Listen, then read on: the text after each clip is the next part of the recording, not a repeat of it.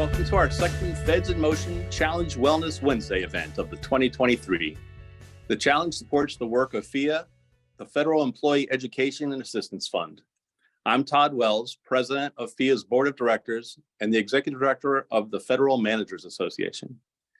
FEA is the only charity by and for civilian, federal, and postal employees, and we thank you for joining us today. Wellness Wednesdays are part of the Feds in Motion Challenge, an annual event that supports FEA's mission to help Feds and their families. Your participation allows us to do things like offer assistance after a hurricane damages homes, make a rent payment for someone financially stressed after an illness leads to leave without pay, or offer free tutoring for a middle schooler struggling with a new math concept. You can learn more about all of our programs at FEA.org.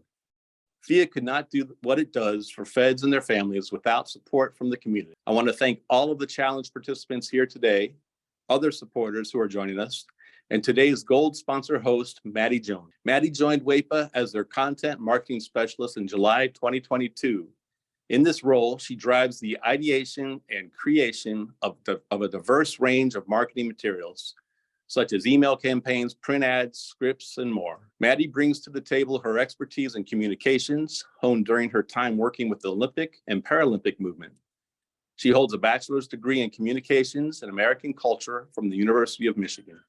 We appreciate our partnership with WAEPA and thank them and Maddie for their support in making the challenge a success and helping FEA do more for their families. Now, I'll turn it over to Maddie for some brief remarks. Thank you, Todd. Happy Wellness Wednesday, everyone. As he mentioned, my name is Maddie Jones, the content marketing specialist at WAEPA. On behalf of WAEPA, we're honored to be participating once again in the Feds in Motion Challenge, and we want to congratulate FEA on 37 years of helping Feds. It's an exciting year for WAEPA as well, as we're celebrating our 80th anniversary. We were founded in 1943, and since then we've remained committed to our mission of promoting the health, welfare, and financial well-being of civilian federal employees. In the last 80 years, we've expanded our services, offering resources tailored specifically to Feds and their families. We're looking forward to a great Feds in Motion challenge ahead, including today's session on meal prep. And with Public Service Recognition Week kicking off this week, it's a fantastic opportunity to celebrate you all's work in the public sector. And with that, I'd like to introduce Jennifer Vattimo, who will guide us through our session today. Jen Vattimo is an experienced dietitian with an extensive background in nutritional counseling, wellness programs, and clinical care. After obtaining her degree in nutrition and dietetics, she went on to become a registered dietitian nutritionist. She's passionate about empowering individuals to make informed choices about their health and is dedicated to creating customized nutrition plans that promote overall wellness and optimize physical performance. Looking forward to seeing what Jen has for us today. Jen, go ahead. And my name is Jen, and I am a registered dietitian. I work primarily in outpatient nutrition counseling, but I do work with patients and clients on a variety of different topics. As far as with the clients that I work with, and again, patients, primarily one of the biggest questions I know, what do I eat? What should I make? And really how to meal prep. I believe that meal prepping will work for everyone, but how you do it really needs to be personalized. I think there's a lot of different ways out there to do it, and I like to use a combination of them all. So I'm going to show you some ways that I recommend today, and again, everything can be personalized though. It's how busy people's schedules are, families, there's so many responsibilities going on. If you're not meal prepping, it's going to be really hard to fuel your body, eat nutritionally dense meals. It's much easier to eat on the go. And I know from all the meal prepping that I've been doing over the past few years, it's definitely helped to increase the foods that I consume that are more nutrient dense, as well as save me money because I'm not eating out as much too. So definitely excited, and thank you for the opportunity to talk to you today about meal prepping. So to get started, we really have to look at, well, what should I make? What foods should I start with? So I try and keep it really simple as far as meal prepping goes. So we want to start with just the basics, and really your food is broken down into what's called 3 different macronutrients: carbohydrates, proteins, and fats. And we want to get a combination of these three things in order to help you with your overall nutrition. The more and more I've worked with clients and patients on kind of working on really balancing their meals with this combination, they tend to have that better energy level, perform better with sports and activities, and even sleep better. So that's where we're going to start with these three macronutrients. The first one is carbohydrates. So as far as carbohydrates go, this is your body's main source of fuel, main source of energy. There's a lot of things out there that might say that carbohydrates are bad, but I promise you they're not. We're going to look at how you can have these and still incorporate them into a healthy diet. And just like everything you're going to hear me say, probably time to time, it's always about moderation. With carbohydrates, they come in three different main forms. The first is going to be starches, sugars, and fibers. So as far as looking at your starches and grains, that's typically what most people will think of when they think of carbohydrates, and that is correct. They're going to be broken down into typically two types. So you may have heard of whole grains and then refined grains. So an example of a whole grain could be some whole grain pasta, for example, where a refined option would be just the white pasta. At the end of these options, not one is necessarily better than another. You know, I really go with the concept of there is no good or bad food. Food is food. You're just going to have some that have more nutrients in them and maybe not as many in other choices. But again, a well-rounded diet consists of all the choices. So with whole grains, the recommendation is usually to try and make half of the whole grains that you consume, or half of the grains that you consume, to be whole grains. And you want to start small with this too, especially if your diet doesn't consist of a lot of whole grains or fiber. We want to add that in slowly. Some other examples are things like oatmeal, whether it's oatmeal little packets, regular oatmeal, millet, buckwheat, barley. There's a lot of actually varieties out there, and it can help you with more options and more variety in your diet as well. There's also gluten-free options in case someone has celiac disease or an allergy. There are options that will still fit in the carbohydrate grouping. The other main type of food group that is considered to be more of a carbohydrate is going to be your fruit. And that's any type of fruit, whether it's a fresh fruit, frozen, canned, still going to be more carbohydrate based. From there, the other types of foods that are going to be carbohydrates are, again, going to be more of your sugar, added sugar and products, and we're always trying to reduce that. One of the big questions I get is, how much sugar should I consume or limit to? And there has been a change pretty recently on the food label that's been actually very helpful, and I think a little less confusing to everyone. Is you're going to see that it will say total sugars, and then underneath of that it's going to say how much added sugar. So that's really important to know, because let's say you're looking at a mango, a piece of fruit. If it were to have a label, it's going to have some sugar. This is naturally occurring sugar that's found in the product. Whereas, let's say we look at a piece of cake, the added sugar will be much higher because that is what companies are adding to it.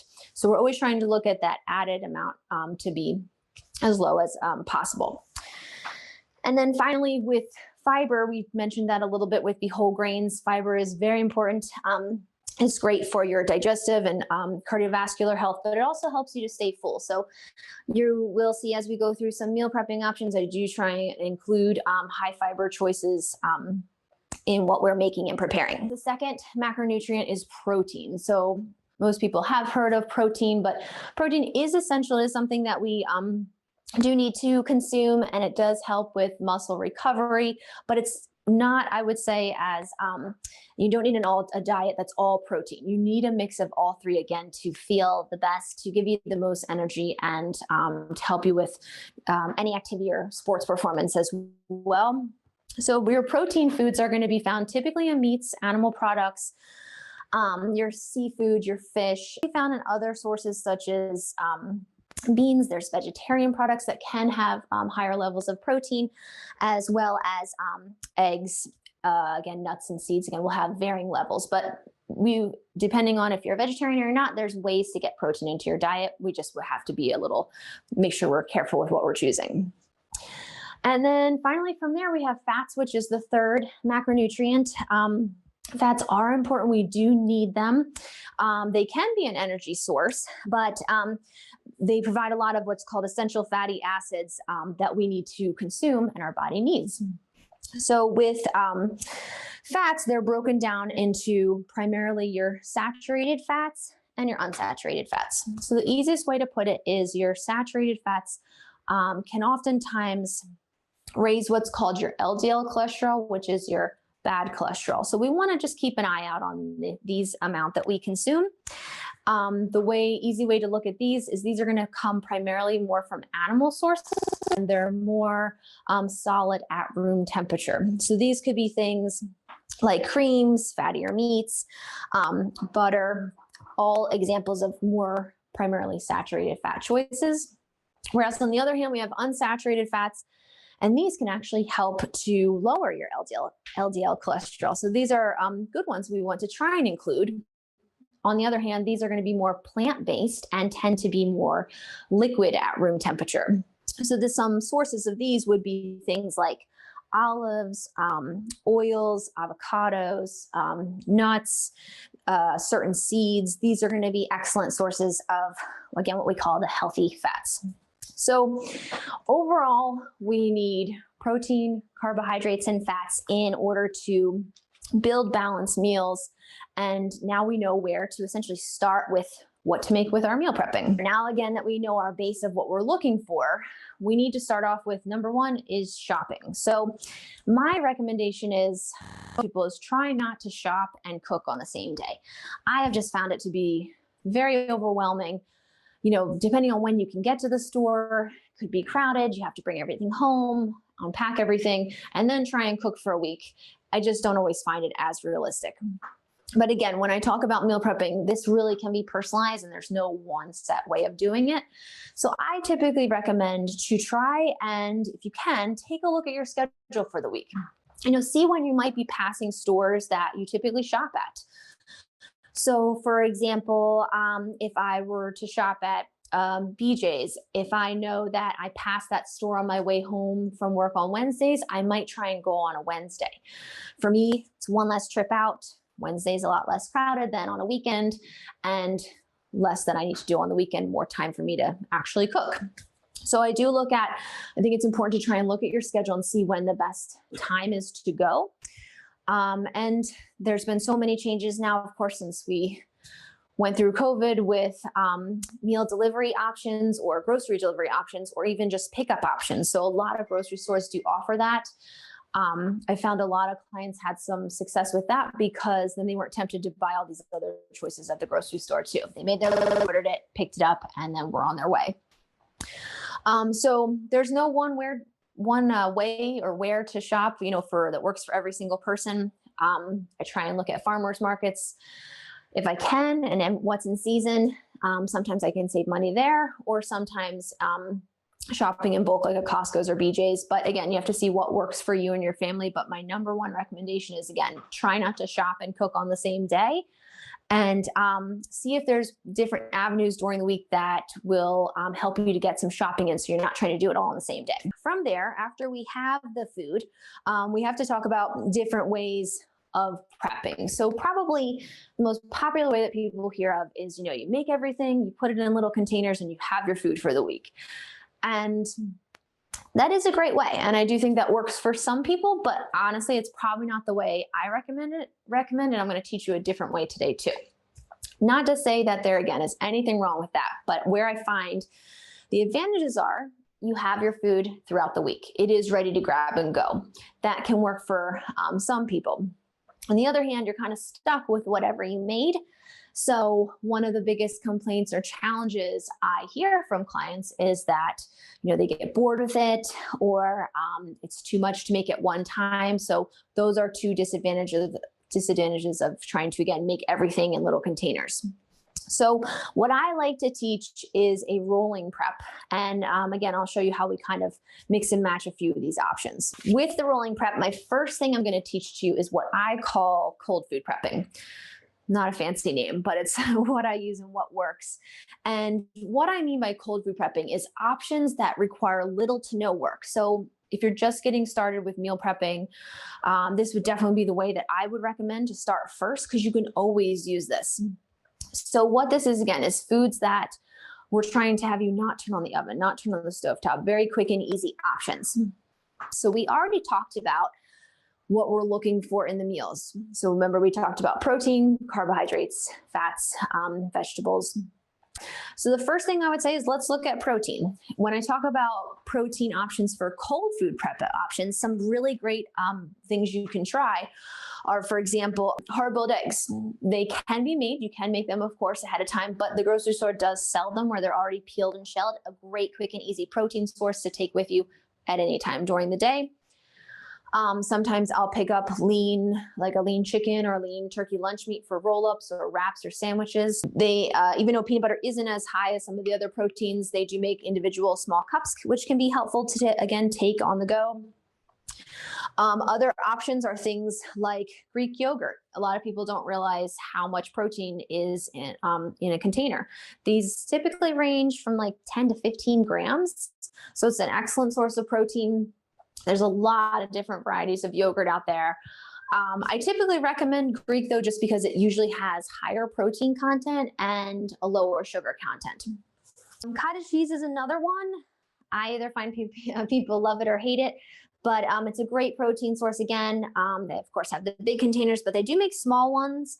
And like this one is a little double one where it has a little bit of fruit on the side. But again, a quick and easy protein source for you to take with you. Other than that, some other options are the tuna fish packets. I don't know if you've ever tried these before, but they come in a lot of flavors and seasonings, spices, and they don't have to even stay cold. So it's great to keep with you at any time. This packet is just the plain with water, and this has almost 20 grams of protein in it. So again, very convenient if you like tuna. A vegetarian option would be something such as like a veggie burgers. There's a lot of different varieties out there. I usually try and find ones that have at least 10 grams of protein. Yes, ideally I would microwave them, but I've eaten them cold too, and they were just as good. So it works. But again, the idea is these are all quick and easy protein choices that you can just buy from the store. Again, little to no work. So maybe you start off with selecting 3 or 4 of these, and then we can pull from them throughout the week. So then we got our protein out of the way. Then we're gonna look at carbohydrates. Like we said, we need options for those. So again, now just focusing on the cold food prep options. My go-to is always fresh fruit. It's easy, simple. Most of them are easy to take with you, maybe not a mango, but any type of fresh fruit is a great, easy, quick option out the door. If you're looking for I would say week to week, depending on what you like, if I have the time to maybe cut up a watermelon, great, I'll do that. If I know it's going to be a really tight week, I might, do a little bit extra with the fresh fruit that's already cut from the store. But again, there's a variety of ways that works for you and your family. Other types of easy go-to choices, again, for carbohydrates would be your wraps, or even just like a whole grain bread. There's so many different choices of wraps and breads out there. I usually try and recommend looking for, again, whole grain if you can, or at least with the word whole. When you look at the ingredients, if the word whole is in there, you know that it's actually a whole grain. So a lot of different options, but these are quick and easy, and I'll show you how we put them together. Other options would be something like in the morning, I like mini bagels or a light English muffin, and they can be used again at any other time throughout the day. Sometimes people think of snack food as being a bad thing. There's nothing wrong. And what I usually say is anytime you eat something, whether you want to call it a meal or a snack, it's all the same. It's just the time that you're eating. So sometimes that helps you to get more options. Something as simple as like Triscuits. It's a whole grain cracker. It's easy to portion out a serving size. I pair this with the protein. Again, I can make an easy meal or snack to go. Another quick option that I go to is, again, let's say don't have time to cook up rice. A lot of options where they make individual cups of rice are great. You microwave them and they're done. They also come in little bag formats that I've seen too, and a lot of variety of options with these, like seasonings, plain, brown rice, wild rice. But these are an excellent quick choice. Again, requires no prepping really on your part. From vegetables. Now, these are a little tricky when you're talking about cold food prep because we are limited in our options. I would say if you like raw vegetables, maybe with some dip or some hummus, those are a go-to option. I would say my experience is that if I bring home all the ingredients and I cut them up, I will eat them throughout the week. But if I don't do that, they're probably going to go to bad. So I usually will look at it week to week and see, do I have the time to meal, to cut up all these vegetables? Or if I don't, sometimes I'll just get a small little veggie tray and I know I'll eat that throughout the week. So it's more beneficial for me to take that option. Other than that, doesn't require cooking per se, but a lot of work in chopping and dicing. So I don't usually consider that in this area. Again, I want to keep it very simple, but I will be showing you today a quick and easy vegetable recipe that I'm going to put together that you can prep. And then it's, again, hopefully an easy choice. And you don't have to worry about dressings or marinades. It's already done and ready for you. Finally, yes, I will say this does have to be microwave, but my other go-to option is the frozen vegetables that you steam in the bag, or the rice vegetables. So there's a ton of options of these now. I've seen them in the fresh veggie section and the frozen one. This one is a cauliflower medley. This is one I use a lot, which is a cauliflower and broccoli. So they make a lot of choices, but for the most part, they just are vegetables. So you can heat them up when you heat up your meal, but I'll show you my trick of using these where, again, I don't have to even cook them when I'm putting the meals together. So that would be some suggestions for the vegetables. So again, with cold food prepping, the idea is, hopefully this gives you some ideas to put together meals or snacks that require little to no work. And again, if you're new to meal prepping, I would highly recommend we start see how it goes. Every week the idea is, and what I work with my clients on is what worked well. What did you like with what you did and what didn't work well? Because then we can modify that and keep the meal prep going. So from here, then we're going to talk a little bit about hot food prepping. So as far as hot food prepping goes, this is the opposite of the cold food prepping. So this will involve some cooking. But again, I keep it as simple as possible for you. So my end result in the fridge when I do this hot food prepping is I typically have 2 or 3 protein choices, 2 or 3 carbohydrate choices, and 2 or 3 vegetables already cooked. I do these things as far as when I cook and prepare them, I very, very, very lightly season them because I'm going to show you how we put them together so that you can use your own seasoning and mix it up throughout the week. So for example, with protein, I'm going to show you the end result and then we can talk about how we got there too. But I might have chicken breast, for example, that was just cooked in the oven, very, very lightly seasoned. I might do a ground turkey, a very lean ground turkey breast that, again, I don't think I even put any seasoning on this. So super plain, but that's all right. And then we did a lean ground beef for 3 protein sources. So these will be in the fridge. For my carbohydrates, I may do a batch of rice that I cook up. I could do a batch of pasta. And this week I also did some sweet potato in the oven. So I have at least 3 choices again of different carbohydrate servings. And then for my vegetables, I did the green beans this week. I could do cauliflower, you could do whatever you like, really. But you want to, again, try and have 2 or 3 of each of these foods in your fridge. So I will say, in order to get to this spot, you have some options. Yes, you can prep it all at one time. I have done that very often. I will say that because we're not using any elaborate recipes, it is pretty fast. Doesn't take forever. What takes forever is when you have full-on elaborate recipes with a lot of ingredients. So you can do that way or start slow. Maybe Monday you cook 1 protein, 1 carbohydrate. Maybe Tuesday you do 1 vegetable. You can slowly get into the point where you have these foods in your fridge. So once we have these things together, the idea is that you're always looking at your fridge. You're always seeing what is running a little low. So the rolling prep of why I call that is that maybe by Wednesday, you notice that the chicken that you made is running a little low. So all that you do is maybe just take chicken out of the freezer and you thaw it out. And that's your meal prep for that night. And then maybe the next day when you get home, then you make another batch of chicken. So you're kind of slowly making things throughout the week. Maybe it all depends on how fast your family goes through things. For us, we find that it's about every 2, maybe 3 nights I have to make something new. But I would say overall, it's a lot easier for me to get home from work and have to just make one thing than make all the things. And you always have things on the weekend because you're constantly, and again, in that what I call the rolling prep. So you're never come to a weekend and be like, oh, I'm out of food for the week. So again, it's a different way of looking at it, but I find that it's very helpful. So now we're gonna show you how you actually make meals from this. So now we have all of our food prepped.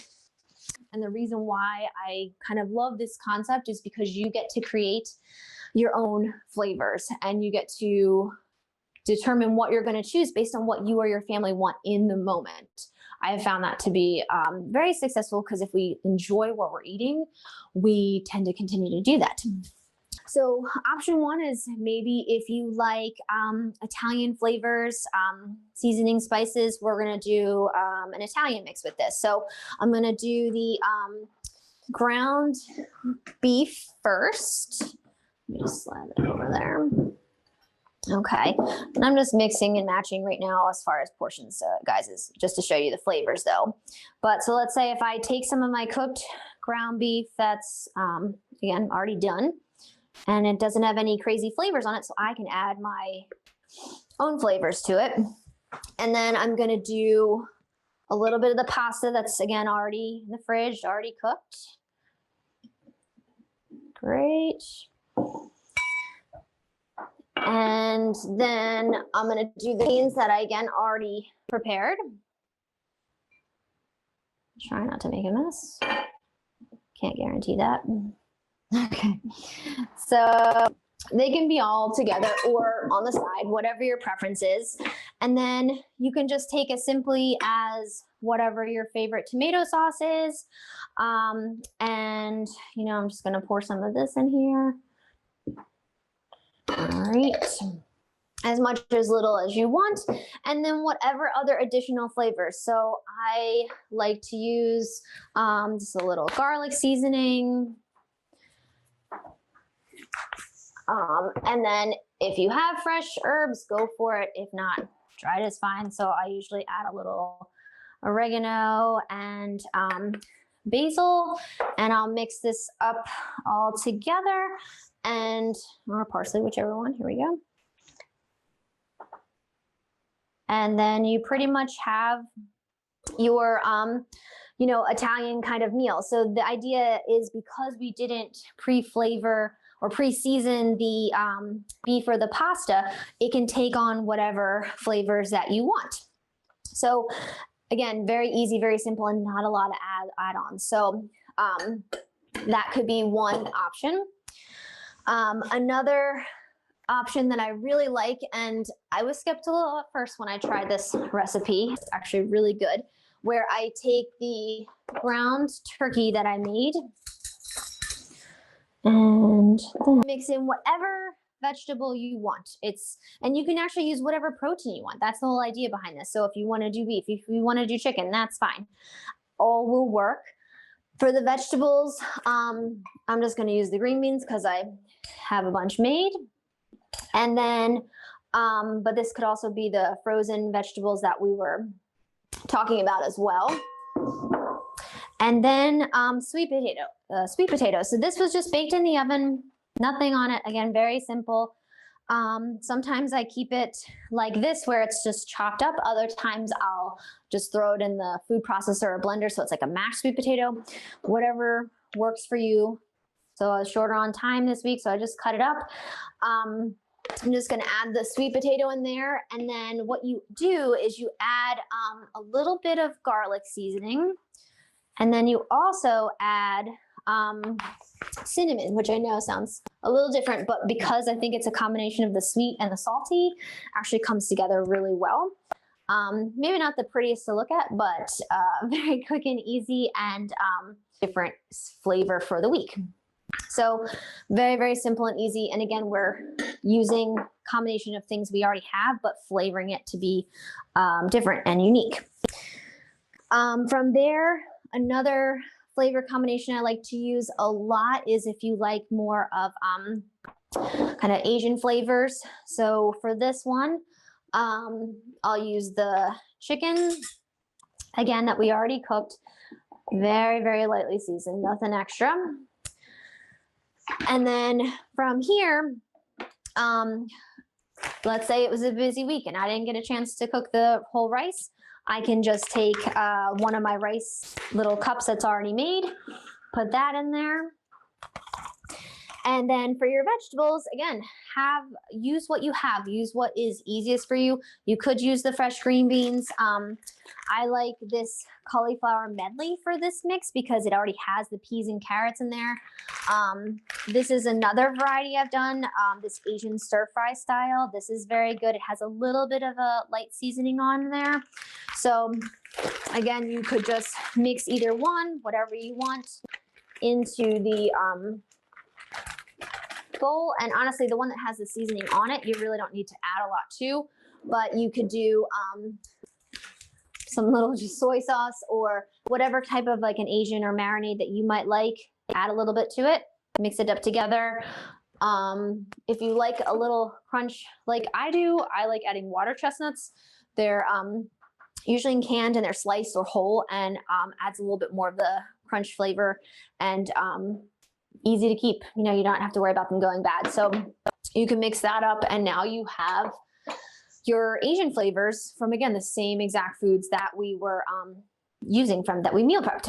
Another quick example would be if you like more of Mexican flavors, things like that. So this is where, again, use what you want, use what you have. You could do the ground chicken, the ground beef, the ground turkey. We could add the rice to it, again, the rice cups.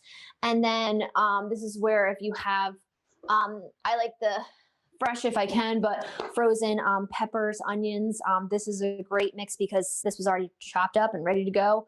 I'll just maybe heat this up on the stovetop. And then what I like to do is actually the opposite of what the bag says, but I just sprinkle in the taco seasoning to your liking. Still going to give you all the flavors, and again, a different taste, but with using the same exact foods as before.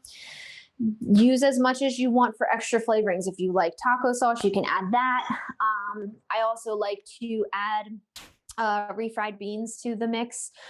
Again, something that has a long shelf life, great combination of protein and carbs and high fiber. So I'll top it with a little bit of that. Again, maybe taking you 10 minutes to steam up if it's the fresh vegetables, but you're still utilizing all the same foods that you had prepped for the week, just with now a different flavor. So that's just some examples of putting together with what we did with the hot food prep. But let's say you have a lot of errands to run, or you're going to be on the go where you're not going to have access to a microwave. These may not be the best for you. These may be better options for when you get home or maybe a weekend, but we need to still utilize what we did for something to take on the go. So one of my go-to recommendations is wraps or sandwiches, because they can, again, be easily modifiable or modified for you.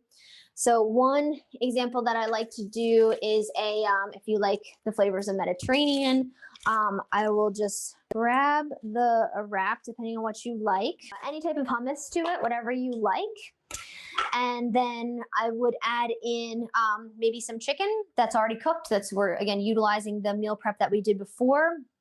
And from here, this is a little bit more of different ingredients, but again, I love the flavors, and it's simple things that you can keep on hand in your fridge. So you can add cheese. If you like banana peppers, they're really good as well.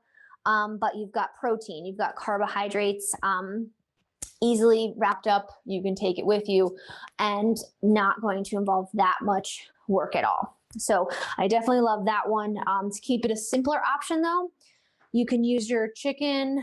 You can use the turkey lunch meat we were talking about. I love using Laughing Cow cheese wedges. They're great because they're individual packaged up, a great little spread, and they come in a lot of different flavors and seasoning options.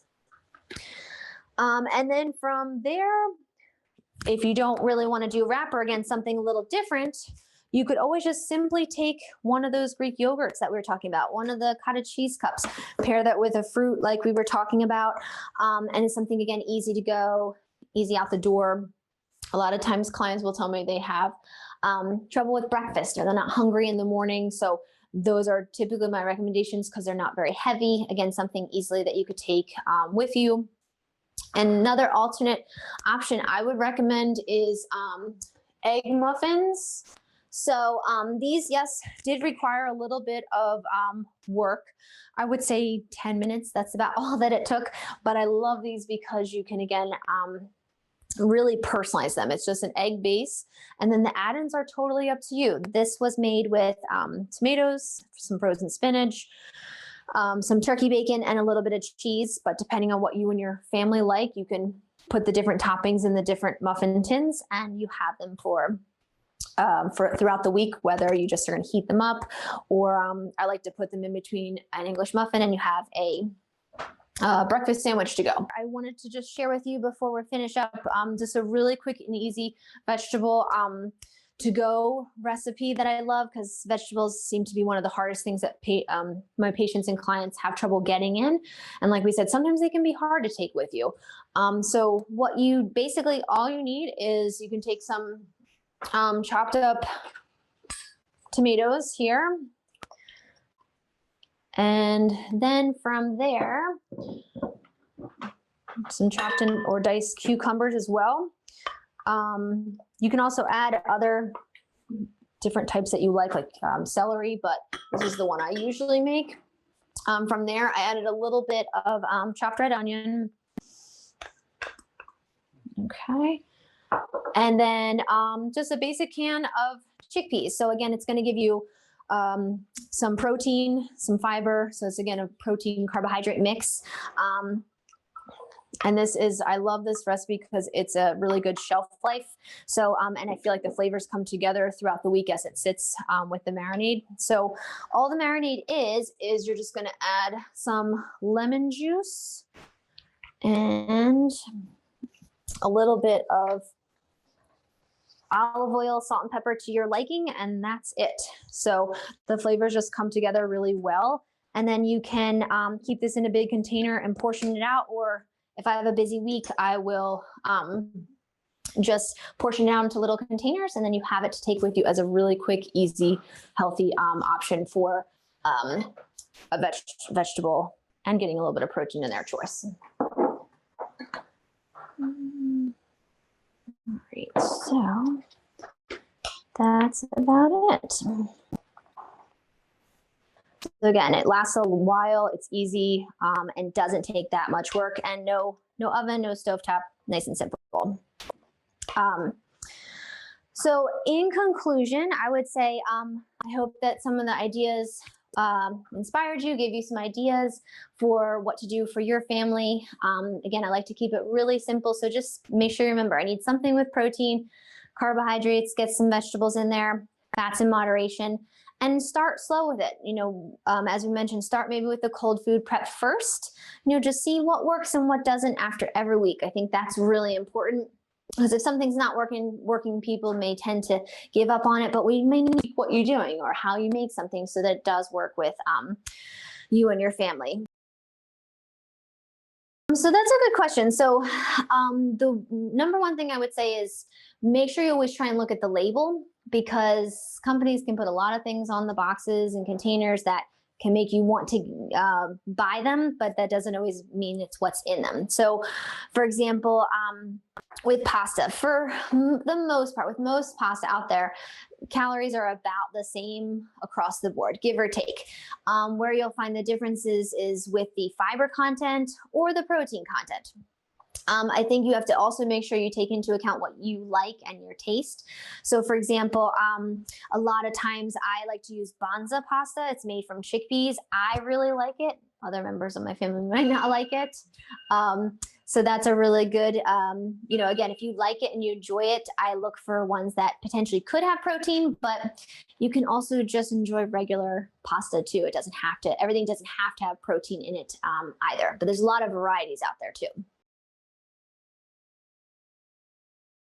There are specific numbers. The only concern is that those numbers are going to vary for every person uniquely. So when you're looking at the label, the amount of carbohydrates, fat, and protein that each person needs is going to vary across the board. But what you can look at least with the help with the label is the numbers on the right are the percentage of the daily value. So they do give an estimate of what that is. So for example, if the sodium is 60% of your daily value, we know that that's a very high sodium food. So overall, we would recommend to keep that in moderation. But as far as everyone's unique needs, that would, I definitely recommend if you're looking for specific numbers, meeting with a dietitian, they can calculate those numbers for you. So that I would also suggest is there are a lot of different apps and programs out there that can give you an estimate, and that could be a good place to start. But there are a lot of factors that we do when we calculate macronutrients for clients and patients, because it depends on a lot of factors. We're looking at height, weight, activity level, what their goals are. And that can really fluctuate. And just because you're given a macronutrient goal doesn't mean that's always the goal. So when I work with clients, we may have a starting macro goal if they want to do that, but then that may change as we go along, because if their body's adjusting to that, or depending on how they feel, we do change those numbers. So you could start off with looking at some different programs that are offered, and then see how your body is feeling with that. And from there, definitely recommend a registered dietitian that can fully calculate them out if it's not you're not seeing the results that you're looking for. So as far as protein consumption, a lot of people just believe that it's just protein after workout. You actually want to focus on protein and carbohydrates. So what we usually recommend is you want to have something with protein and something with carbs prior to workout and post workout, because that's going to help you with the recovery on both ends. Fats we don't usually recommend right around a workout because they can be harder to digest and we don't want that. Save those for later on. As far as the number of grams and the timing, I would say my recommendation, or what I've usually recommended, is that if you're going to be able to get home within an hour and eat a regular meal, there's no need to have an instant protein shake or something right afterwards. It would be more beneficial if, let's say, you have some place to be and then errands, and now you're not going to get the opportunity to consume anything. Then having something, again, that you bring with you maybe within an hour would be beneficial. But if you can focus on real food, that's always the goal. And again, it's hard to say an exact number because that will vary with every client that we work with. But, I would say you're shooting for at least 20 grams. And that's what I would recommend at a meal. Again, a very, very broad average though. So when you're looking at the labels with the added sugar, we do want to keep that on the lower side as much as possible. But I would say that just because something does have added sugar, again, I would never say that there's a food that you cannot eat. Everything has a place in moderation. So if there is something that you're consuming in moderation, on occasion that is higher, like 20 grams of added sugar, again, we're not going to say that that's the end of the world. We always look at, on the lower side. So typically, 5-10 grams, and that's going to vary on the items too. Okay. Well, that was outstanding. Thank you, Jen. There's some great tips and delicious sounding recipes. You're welcome. I've been looking at this stuff a lot, and I've learned a lot today too. So thank you so much. This is really great.